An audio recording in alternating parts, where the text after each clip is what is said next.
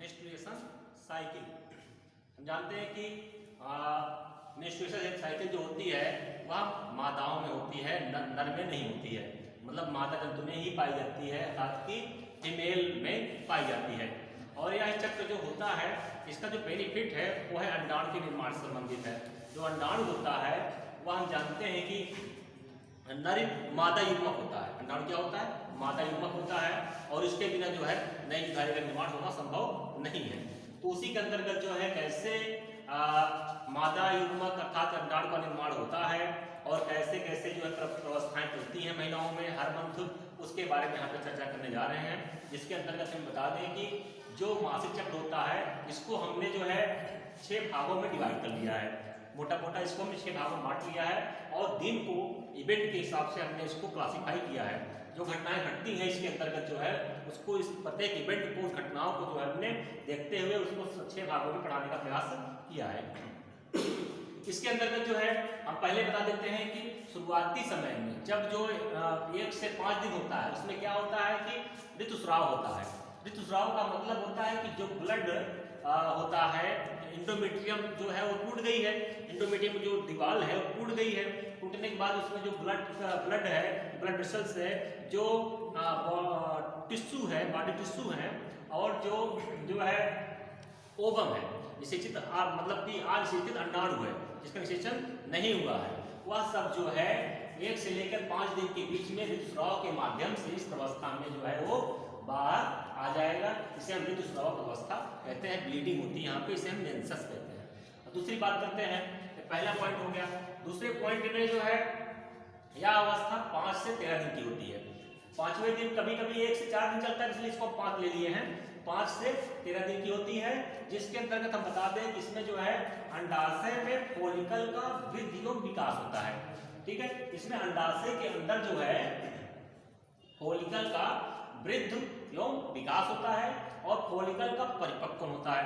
मतलब जो फॉलिकल थी, प्राइमरी फॉलिकल सेकेंडरी फॉलिकल बदलते हुए वह ग्राफियन फॉलिकल बदल करके वह मैच्योर हो गई है। उसके बाद जैसे ही मैच्योर हो जाएगी ये जो है 13 दिन तक जो है इसमें प्राइमरी फॉलिकल से जो है वृद्धि होगा, फिर उसमें ग्राफियन फॉलिकल का निर्माण होगा। होते होते जब ग्राफियन फॉलिकल बन जाएगा, सेकेंडरी ओसाइट बन जाएगा, जिसे ओवम कहते। कहने का मतलब कि 5 से 13 दिन के बीच में एक नया ओवम फिर से बन गया है। तो 14वें दिन जो है वह ग्राफियन फॉलिकल फट जाएगा और उसमें 14वें दिन ग्राफियन फॉलिकल फटने से जो है अंडाणु बाहर आएगा और अंडाणु बाहर निकलने की इस प्रक्रिया को हम अंडोत्सर्ग या ओवुलेशन बोलते हैं। ओवुलेशन बोलते हैं अर्थात ग्राफियन फॉलिकल का फटना और अंडाणु का बाहर आने की जो प्रक्रिया 14वें दिन होती है उसी को हम अंडोत्सर्ग या ओवुलेशन बोलते हैं। अब आगे बढ़ते हैं। चौथा जो स्टेप है, इस चौथे स्टेप में जो है जो अंडाणु बाहर निकला है उसके बाद यहाँ पे खत्म करते हैं। यहाँ पे 15 जो है 15वें से लेकर 16वें दिन तक, मतलब 2 दिन क्या होता है, कार्पस लूटियम का निर्माण होता है, जो कि फटने के बाद जो बचा पदार्थ है, जो उसके टिश्यू हैं वो सब जो है कार्पस लूटियम का निर्माण कर लेंगे। जो अंडाणु वो तो बाहर आ गया है, अंडाणु चला गया फैलोपियन ट्यूब में, हमने पिछले वीडियो में बताया था इसके बारे में। और जो बचा हुआ पदार्थ है वह कार्पस लूटियम के रूप में येलो बॉडी के फॉर्म में जो है पीले रंग का एक येलो बॉडी होता है, उसी रूप में वहां पे वो ऐसे पड़ा रहेगा इस प्रकार से। और क्या करेगा, एक प्रोजेस्टेरोन नामक हार्मोन निकालेगा जिसे हम प्रेगनेंसी हार्मोन कहते हैं।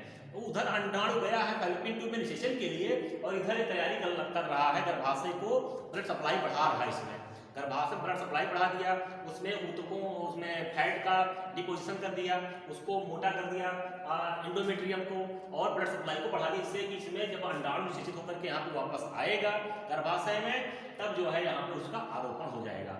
इसी प्रक्रिया को यहाँ पे बनाता चला जा रहा है और इस प्रकार से इस अवस्था को हम जो है कहते हैं लूटियम प्रवस्था या स्रावित अवस्था, क्योंकि यहाँ पे कार्पस लूटियम का निर्माण हो रहा है और साथ साथ जो है प्रोजेस्टेरोन नामक हार्मोन का श्रावण हो रहा है, इसलिए इसको स्रावित अवस्था या लूटियम प्रवस्था दोनों नाम इसको दिया गया है। आगे बढ़ते हैं। अब 16-17 दिन मान लीजिए हो गया, इसके बीच में जो है जो अंडाणु है इसके बीच में वो वेट कर रहा है, इंतजार कर रहा है स्पर्म का।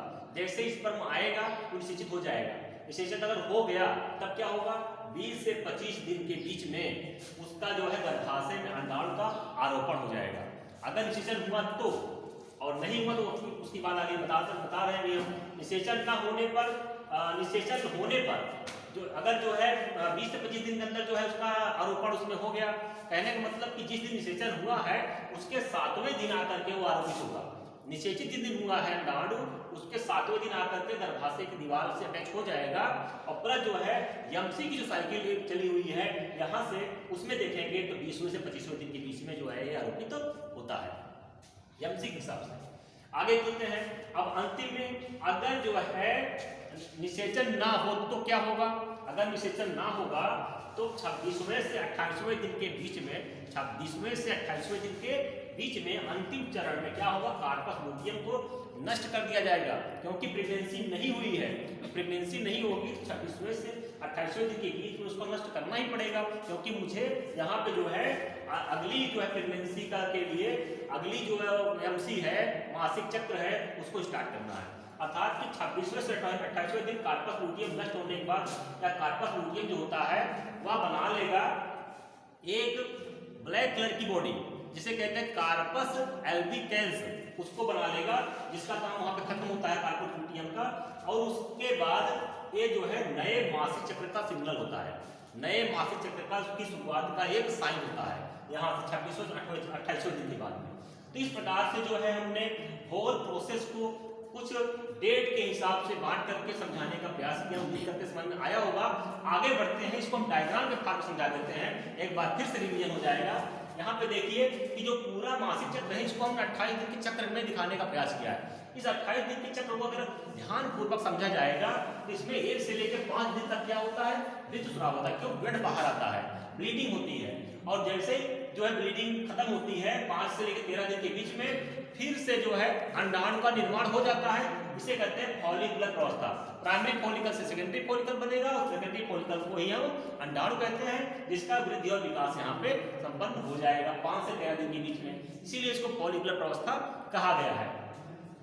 और 14वें दिन क्या होगा? जब अंडाणु परिपक्व हो गया तो 14वें दिन इसको बाहर आना है, इसका हो जाएगा अंडोत्सर्ग। अंडोत्सर्ग के बाद जो अंडाणु है वह बाहर आएगा, बाहर आने के बाद पता ही कहाँ जाएगा? ग्राफ्टिंग फॉलिकल में, निषेचन के लिए वेट करेगा स्पर्म का।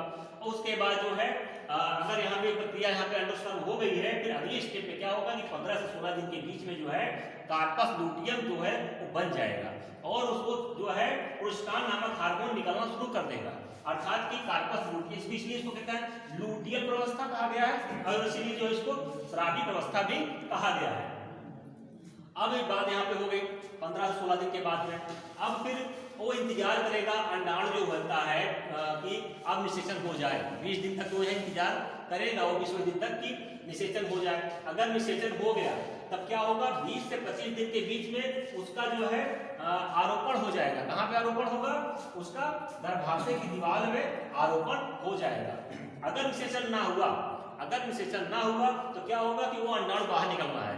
अंडाणु बाहर निकलने के लिए 26वें से 28वें दिन जो है कार्पस लूटियम हो जाएगा नष्ट और प्रोस्टान हार्मोन का जो स्रावण होता है वो हो जाएगा कम या खत्म हो जाएगा और जो है कार्पस लूटियम नष्ट हो जाएगा। होने के बाद उसी समय जो है नए आर्तव चक्र का प्रारंभ हो जाएगा, मतलब ब्लीडिंग स्टार्ट हो जाएगी। इस प्रकार से जो है पूरे मासिक चक्र या ऋतुस्राव चक्र को जो है या आर्तव चक्र, जिसको हम मेंस्ट्रुएशन साइकिल कहते हैं, 28 दिन चक्र को एक समरी के रूप में समझाने का प्रयास किया है।